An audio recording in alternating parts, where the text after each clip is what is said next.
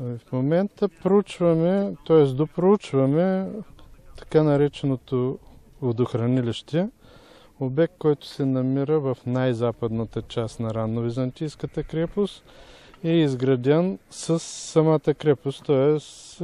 средата, началото или средата на 5 век. Именно тогава и целият този терен, който сме застанали, е ограден с допълнителна крепостна стена. Избрано тук място за водохранилище, тъй като е най-близо до естествения водоизточник долу река Врана. Около 280 метра се намира тук.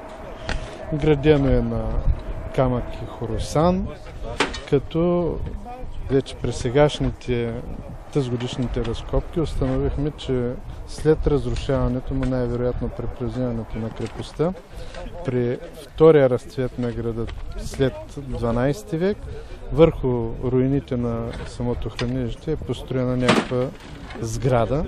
Все още сме на етап проучване и не може да се твърди със сигурност каква е.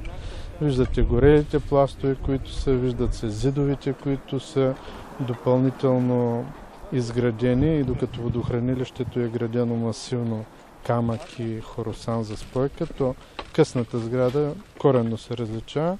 Тя е от местен камък с спойка от кал, което е несъвместимо с едно водохранилище. Това водохранилище за какво количество вода беше долу? Значи то е 11 на 9 метра вътрешни размери, около 1000 кубика горе-долу, защото предполагаме поне по това, което намират колегите в други крепости, варират водохранилищата между 8 и 10 метра височина. Слагаме го 10 метра височина, горе-долу 1000 кубика. Но трябва да си има предвид, че тук на север има още две такива постройки, което показва, че не сме сигурни дали са водохранилища, но фактът, че те са заобиколени от тая допълнителна крепостна стена, ни навежда на това. Това голямо количество вода, което е необходимо за защитата на тая крепост, показва, че и населението на града е било значително. Защото тая вода се ползва само по време на обсада. Значително какво значи? В смисъл, че като бройка, голямо количество хора са били приютявани в тая крепост по време на опасност. А това самия град колко е бил голям тогава? По пресмятанията, които правим така по карта, някъде около 700 декара застроена площа, от които 100 вече във втората му фаза, втория период на разцвет, 12-14 век, оградената с крепостен зид площ е повече от 120 декара, а всичко останало е извън крепостните квартали. Като се почне от спирка Ягода, насам дори има горе на кулите стражеви помещения. Не са жилищни помещения, но те са все пак част от града. Към него може да се приложи и крепостта, която е насреща, която вече защитава целият този проход. Не този път, той е малко по-различен пътя. Но факт е, че по време на средновековието и античността използвана е източна Стара планина. Проходите в източна Стара планина. Така че това, че този проход се пази от 3 крепости, показва и неговото значение. Обикновено всичките са една на север, една на юг, а този има 3. Относно разкопките, те сега са за втори път тази година. Има отпуснати средства, до къде ще стигнете, за какво? Да, за втори път работим. Първият път през юли месец работихме със средства, отпуснати от община Търговище, които използвахме изцяло за аварийна консервация на зидове, които бяха повредени от атмосферните условия. Знаете, че природата не прощава, ние го разкриваме, но същевременно го директно казано го разрушаваме, защото не полагаме достатъчно грижа за консервацията му. Радвам се, че тази година успяхме, колкото и малко средства да са, но няколко помещения, плюс крепостната порта и крепостната ранно-византийска стена бяха до някъде укрепени. А вече сега са средства отпуснати от Министерството на културата по, може да се каже, проект, спечелен проект на Регионален исторически музей Търговище, които са целево за археологически разкопки. В тях нямаме заложени средства за аварийна консервация. Ще направим само накрая аварийно покриване.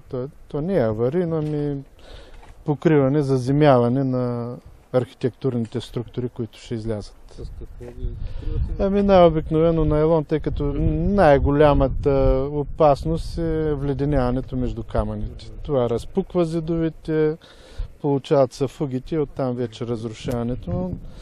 Доказало ето и нещо, че има, поне за една година, една зима може да изтрае зида, така че по този начин смятаме да ги предпазим. Добре, какви са вариантите тези разкопките тук на този обект? Има ли варианти да станат по-мащабни? Консервацията да бъде по...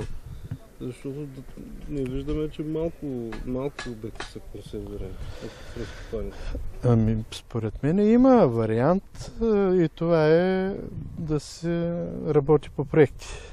Защото има специални проекти, които се отпускат за консервация и реставрация на архитектурата, но знаете, че е много скъпо това нещо. Именно за това мисля, че проектите са основните, по които трябва да се работи.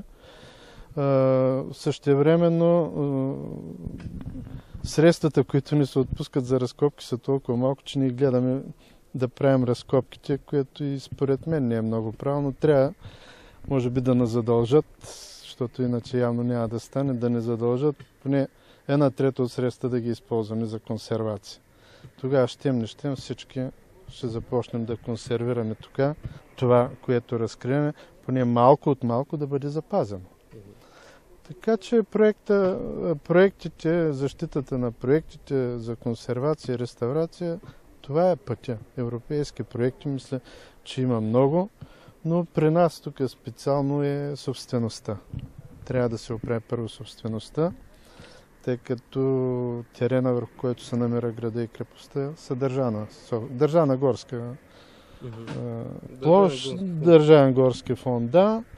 Трябва да мине на общинско разпореждане, тъй като тогава може да се кандидатства с проекти. Примера за това е Ковачевец, където Попово минаха.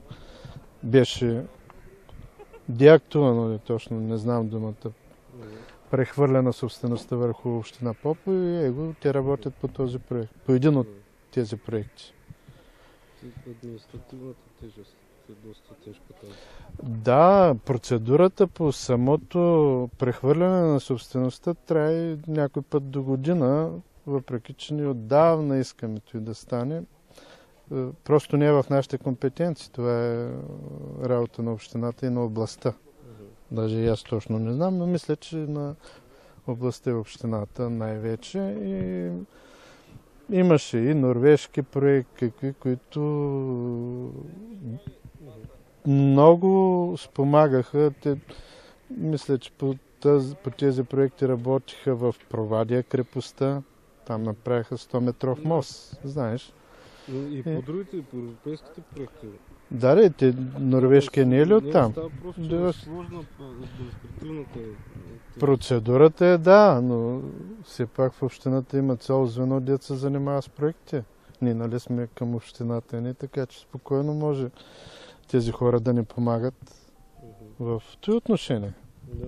Другото не си знаем работата. Даже имаме готови план сметки за Базилика 3, за Църква 1 и така са направени, че те могат да кандидатстват по-отделно.